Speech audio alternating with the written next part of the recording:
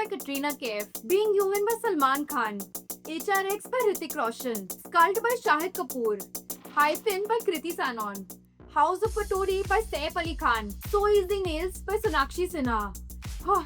And the list goes on and on and on. Every celebrity today either has a brand or is about to launch one. They've got everything: money, hype, connections, and an audience to buy. Basically, everything you would think a brand needs to succeed, right? Wrong. Some of these brands fail so badly that you might not even have heard their names. Nush by Anushka Sharma, Reason by Sonam Kapoor, Just F by Jacqueline, Crawl by Tiger Shroff, All About You by Deepika Padukone. All failed to make a mark. Even 82 Degree E by Deepika is struggling. Most celebrity brands just flop. So are celebs dumb, or is there a bigger game at play? Before I reveal the entire reason, let's look at some brands who actually made it. Katrina's brand K-Beauty made 88.23 crore in revenue and 11.3 crore in profit in FY24. Hrithik's brand HRX crossed 1000 crores in revenue. Kriti Sanon's Hyphen, which was launched not very long ago, crossed 100 crore in revenue. Edamama by Alia Bhatt was valued at 150 crores and 51% stake was acquired by Reliance. Anomaly by Priyanka Chopra has done over 4,500 crores in revenue and is the world's second wealthiest celebrity beauty brand. So, what separates a successful celebrity brand from a failed one? In Bollywood terms, let's spill the tea. Hi, I'm Hiral and welcome to Level Up with Hiral.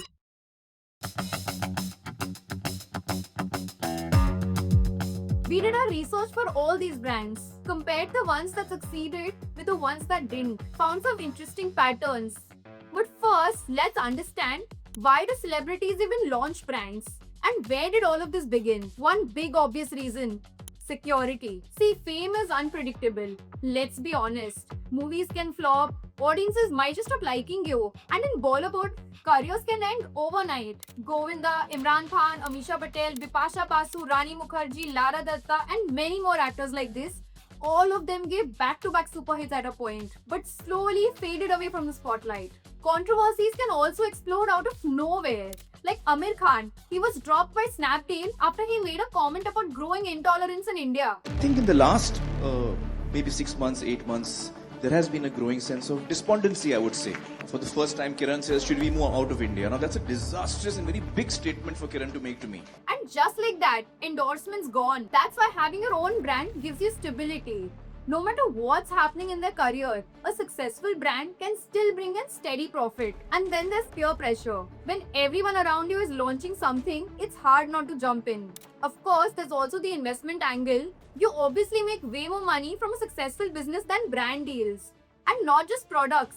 Some celebs even open restaurants and lounges, like Shilpa Shetty's Bastion or Moini Roy's Badmaash. But this is for another video altogether. The point is, all of this builds a backup, a steady income that's away from the spotlight. Based on our research, we found 5 fundamental reasons why a celebrity brand becomes a hit or a miss. We categorize brands as failed or successful based on publicly available information. Things like whether the website is still live, when was the last time they posted on social media, revenue reports, news articles, customer feedback on Reddit and social media.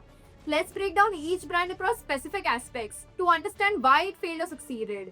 So we can answer one big question: what makes a celebrity brand work? First fundamental reason: product market fit. Product market fit means your product solves a real problem for a specific market so well that customers keep coming in, talk about it, and start feeling a gap in their life without the product.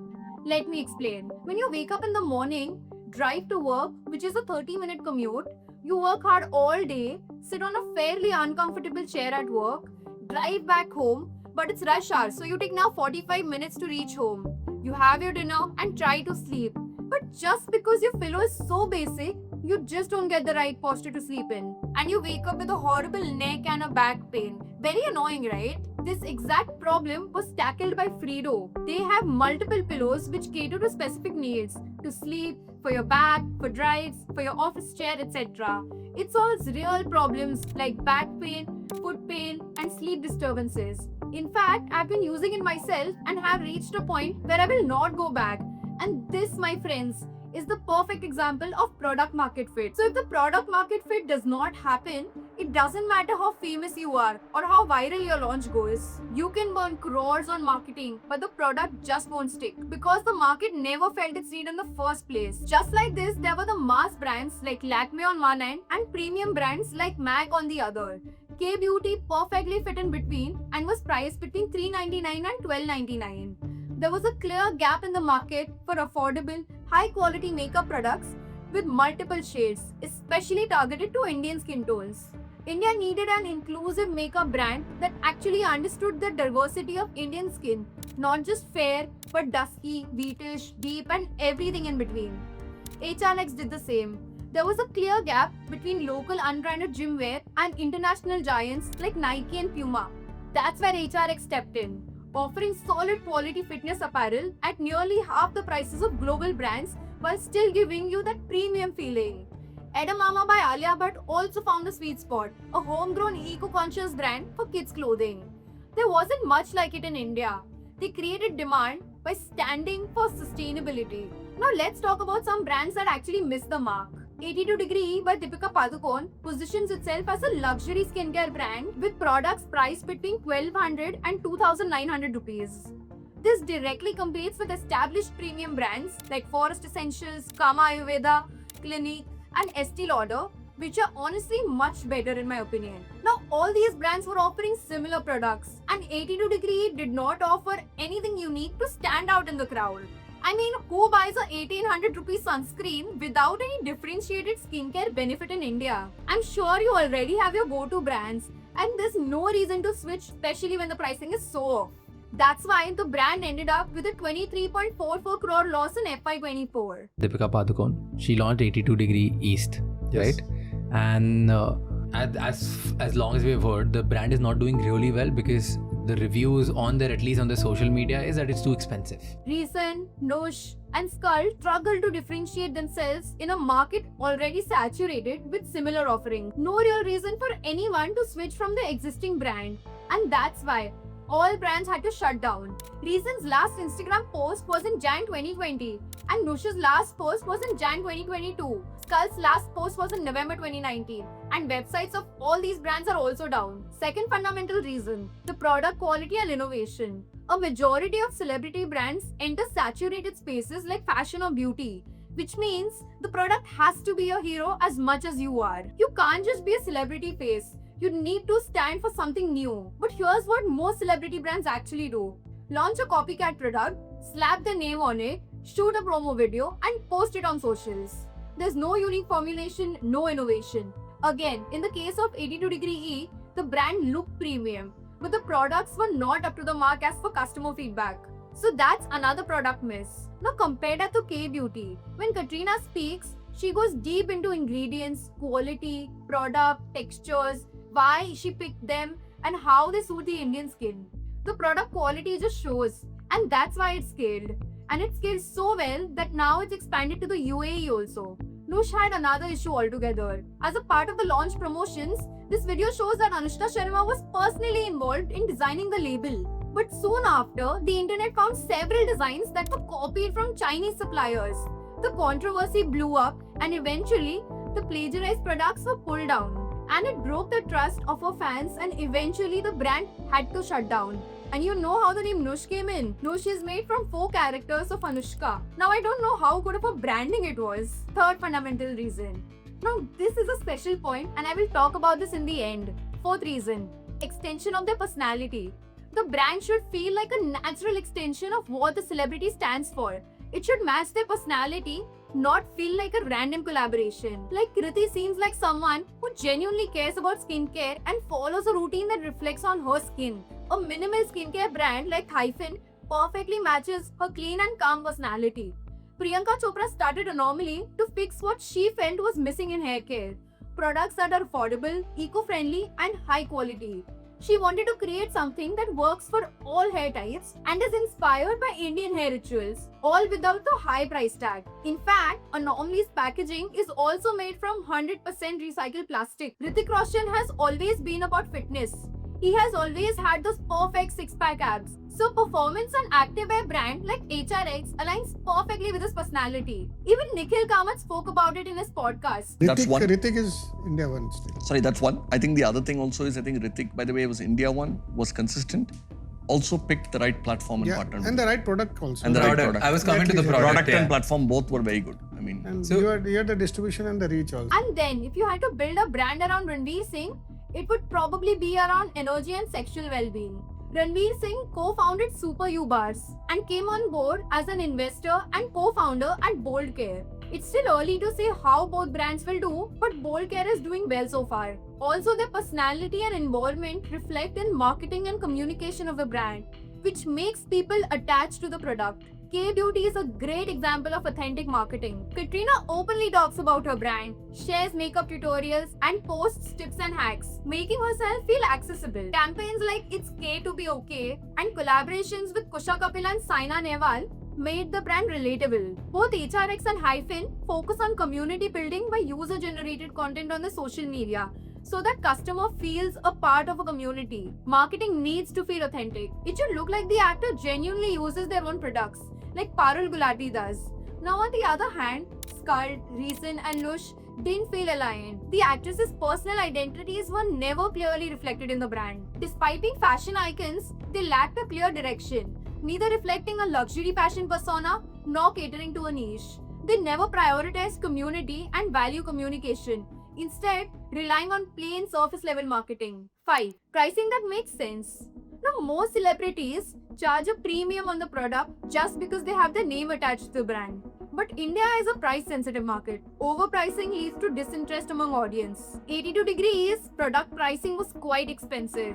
The management justified this by saying it was due to the ingredients quality, but customers still found the products overpriced. On the other hand, brands like K-Beauty, Pulmonas by Shraddha and HRX focused on the affordable segment. Whenever we're about to buy a product, we always estimate a price in our heads, right? For example, if you had to guess the price of a product, your guess would vary based on the brand. An iPhone is perceived to be more valuable than an Android, even if the specs are similar. The same goes for a pair of shoes. If one's from Zara and the other is from Myntra, you would automatically assume the Zara pair is more expensive. That's the power of perceived value. And there's a clear difference between perceived value and the actual value of a product. The perceived value doesn't automatically increase just because a superstar has launched it. Now coming to the third point, strategic partners and a strong team. Imagine you run a clothing wholesale business. You team up with local retail shopkeepers who help you not just to sell but also promote your clothes. These shopkeepers aren't just middlemen, they're strategic partners. They bring something valuable to the table, a ready customer base, local market knowledge, and ongoing sales support. In the same way, when celebrity brands team up with big companies like established beauty conglomerates or retail giants, it's a strategic partnership. These companies offer more than just money. They provide distribution networks, operational expertise, and market insights that help scale the brand faster and smarter. That's why most successful celebrity brands don't go solo. They align with strategic partners who fill in the gaps and make the brand stronger. Myntra is a strategic partner for HRX. Reliance is a strategic partner for Edamame. Nykaa is a strategic partner for K-Beauty. Mesa, a US-based beauty brand incubator, is a strategic partner for Anomaly. All of these brands collaborated with partners who can give them distribution, insights, and capital. So like in the case of K-Beauty, Nykaa helps K-Beauty grow faster by sharing all the useful info they already have. They know what kind of products people are actually buying, what is trending, what price works the best, and even what customers are complaining about. So instead of guessing what might work, K-Beauty can now make smarter decisions like what to launch, how much to charge, and how to talk about it. The operator and team behind the business also matter. They have to have experience in a similar space. Like Tarun, the co-founder of Kriti's brand Hyphen, he already runs McCaffeine, a successful D2C brand. Similarly, both HRX and House of Paturi also share the same strategic mind. Asfar Zaidi, who is a seasoned entrepreneur who has already founded Exceed Entertainment. The right strategic partnership and a good team are a growth multiplier. Sometimes celebrities also come in as co-founders or brand ambassadors and invest in well-built brands. Shraddha Kapoor invested in Pulmonas and got a 21% stake, becoming its co-founder. Ranveer Singh invested in Bold Care and also became a co-founder.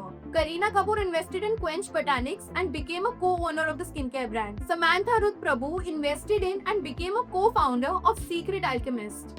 In these cases, celebrities act as strategic partners for the brand. So what's the difference between a normal brand and a celebrity-led brand other than the celebrity's name and fame? And well, aren't business fundamentals the same for all brands? Yes, they are.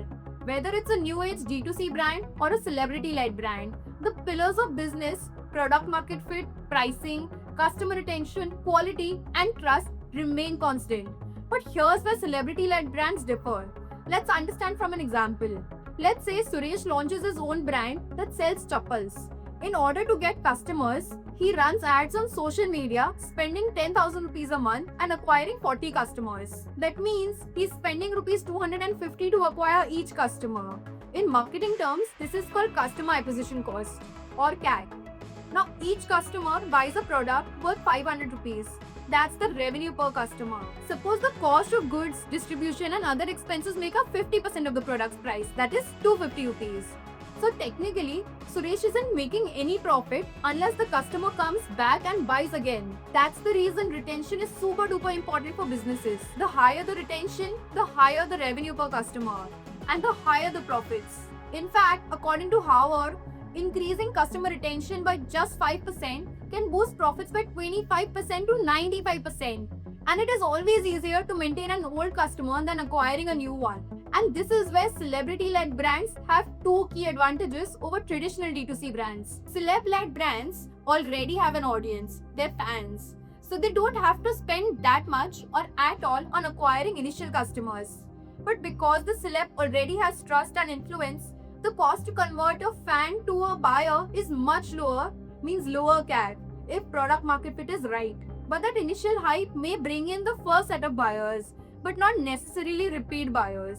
So if the product doesn't meet expectations, retention drops and the brand fades.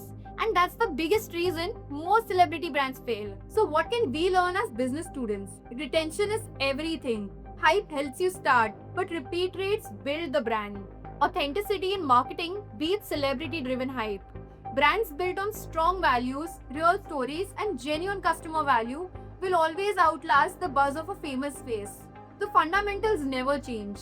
Having a celebrity on board has some initial advantages, but business success always comes down to good execution, a great product, and focusing on the customer.